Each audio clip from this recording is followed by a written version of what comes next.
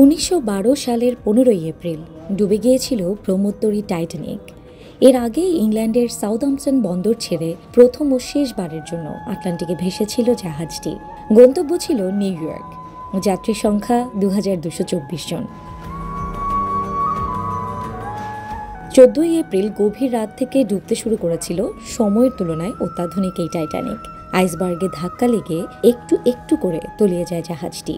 মানুষের সমুদ্র ভ্রমণের ইতিহাসে টাইটানিকের নাম মাইল ফলক হয়ে রয়েছে।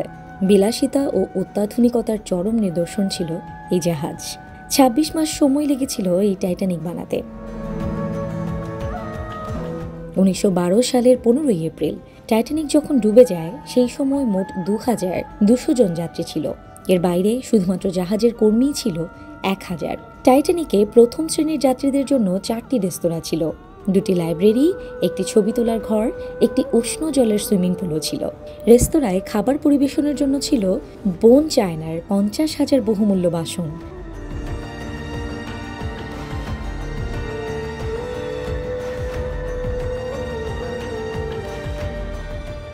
টাইটানিকের নিজস্ব আটলান্টিক ডেইলি বুলেটিন বের হতো।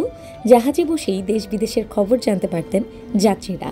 বোর্ডে ফুটে উঠত সেই দিনের সমস্ত খাবারের নামও। প্রথম শ্রেণীর একটি সাধারণ ঘরের ভাড়া ছিল ৩০ পাউন্ড, পার্লার সুইটের ভাড়া ছিল ৮৭৫ পাউন্ড।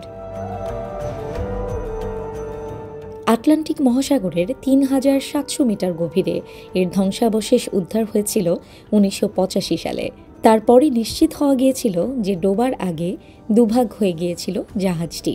রবার্ট ব্যালার্ডের নেতৃত্বে একটি দল টাইটানিকের এই ধ্বংসাবশেষ খুঁজে বের করার পর থেকেই এই কিংবদন্তি প্রমোত্তরীকে নিয়ে নতুন করে আগ্রহ বাড়ে।